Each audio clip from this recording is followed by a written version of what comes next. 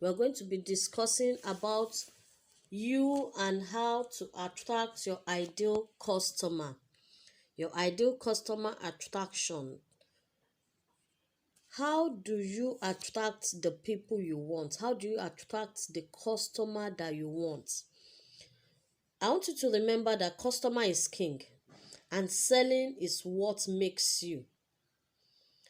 When you have a customer and you recognize that the customer is your king, and it is when the customer comes, when he actually buys either the goods or the services that you have to offer, that you make money. So you must always remember that. You must know that in attracting the kind of customer I want, I must also put into mind that my customer is king. So how do I attract the customer that I want? How do you attract this customer? It is of no use if you have values, you have skills, you have products, you have your professional expertise, you have your experience, you have all these things, and no one is asking you, how do I buy from you? Or how do I get this product you have? How do I get these services you render? It is of no use if you have all these things and there's no customer to ask you for it. So what do you need to do for you to attract your ideal customer? First thing you must understand is this: everybody is not your customer. You need to note that. Everybody, no matter how rich, no matter where they stay, they are not your customer, especially your family. Most times you discover that families may not even patronize you, but outsiders patronize you more. So recognize it that your everybody is not your customer. So you need to identify who your ideal customer is. Now, talking about ideal customer, you also need to put into consideration. I don't know if you have been in a situation whereby you have some customers that it gets to a point you feel like, please don't patronize me again. These are not your ideal customers. You also have some customers who will keep disturbing you, asking for this, asking for that, and in the end they end up paying you far below what they are supposed to pay. These are not your ideal customers. Your ideal customer is someone who causes you less trouble and pays you very well. Less trouble and pays you very well. Also, you need to bear in mind one thing. If you cannot define your ideal customer, it becomes difficult for you to find them. If you cannot say, this is exactly who I want to patronize me, then you cannot get them, you cannot find them. This is one of the most important tasks of your business. So if you are doing a business, no matter what you are doing, this is one of the most important tasks. You must define who your customers are.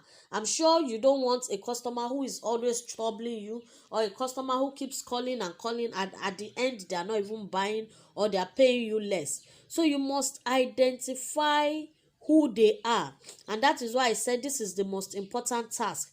You must know who you are serving. So you want to identify them, you want to define them, you must know who are the people you are serving. You must know your customers. So the first thing we are going to do is we want to identify who our customers are. So I want you to look at the business you are doing, whether you are into catering, you are into fashion designing, you are into health, or maybe networking, you are an engineer, you build houses, you build roads. You must define who your customers are. You must know them. So the first thing you need to do is this: who can you help? You need to ask yourself. You must bring it into mind. Based on my strengths and weaknesses, my expertise, my experience, my professionalism, who can I help? So there are some people who you may not be able to help because either they are above you, but there will always be people who are below you that you can serve. People who are below you that you can help. So bear in mind, who can I help? Ask yourself that question. Can I help a young woman who maybe she just had a baby and she's finding it difficult raising a baby and at the same time working? Can I help a young man who is still trying to put things together so that he can build a better future? Or can I help someone who has a health issue, and those are the people that need my help depending on what you do? Or can I help a busy mom who doesn't have time to make soup for her family? So you must be able to define it. Who can I help? The second thing you need to do is this: who can do most with my help? Like I said, it is not everybody who is your customer. So you must identify who are those that can do most with your help in terms of maybe their age. What is the age range of the people you serve? So not everybody is your customer. What is the age range? If you serve maybe health, maybe you are into the health industry, okay, who are those that are most likely to fall sick? They are between the ages of maybe 35 to 60. So those are the people who need most of your help in terms of age. Now, who are the people that can do most with my help in terms of income? You see, talking about income, people fall into different classes of income. So you need to also identify what class of income am I going to be serving. Is it low income earners, middle income earners, or the high income earners? So if you are an engineer, you can look at it that, okay, I can serve both the low income earners and I can serve the high income earners, because I can have a plan for them both. So if you are also into fashion, you should look at it. Who can do most in terms of age, in terms of income, in terms of location? So you're also going to be considering who is likely to buy from you. Who is likely to buy from you? You see, there are some people who may not buy from you because maybe presently that is not their need. So you need to be able to identify who are those likely to buy from me. So if you're into, maybe you are into graphic design, who are those likely to buy from you? This will be people who maybe love arts, who love paintings, who love drawing. So they are the ones likely to buy from you. You're a fashion designer, who are those likely to buy from me? So if you look at those likely to buy from you, there are people who are basically into fashion. So you must be able to segregate your ideal customers into who you can help, who can do most, and who is likely to buy from you. So you need to ask yourself that question: who is likely to buy from me? Okay, maybe when it comes to health, someone who is already dealing with diabetes, someone who already has high blood pressure, or someone who knows someone who is suffering from arthritis and the likes of it. So you must be able to identify and define your ideal customers. Okay, so the next thing now, we want to segregate your ideal customers. We want to segregate them.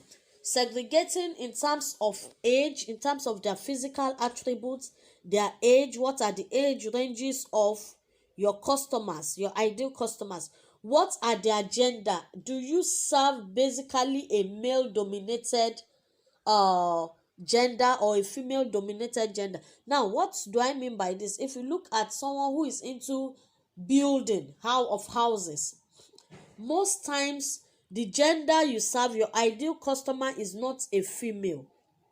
Your ideal customer could be a school, maybe a school, a company, a male person, or maybe a higher institution, contractors. These are the people that you are trying to segregate. So we are segregating them in terms of their needs. So who needs your business most? As a fashion designer, if you are into female designs, you know that, okay, it is basically female and children. I know some do female and children, some do male and maybe female. So depending, you must be able to segregate them by gender. Also, marital status. Are they married or are they single? What are their physical attributes? So if your customers are the married types, You know how to pick. I think I have a customer, a drummer in the class. So look at your ideal customer. What is their physical attribute? Do you actually need more of male or more of female? Are they youth, singles, or married? Also, their job, it matters a lot. What job do they do? Their job will determine their income. So if you are looking at who your ideal customers are by segregating, okay, so if you are building houses, it means your ideal customer income should be a little bit high for someone who wants to build. That's why I said you can segregate into either a low income earner or a high income earner, so that you will know their job, their location. Now, physical attributes. Whatever you are doing, ask yourself, can I serve people who are not in my location? Can I serve them, and how can I do it? So you must know if you can serve people who are not in your location. So in serving them, can I meet up with their locations? Maybe you are in Lagos, you want to serve someone who is in Abuja, someone who is in Maiduguri. How can you do that? You need to ask yourself, how do I do that? So also, we are going to be segregating them by their psychography.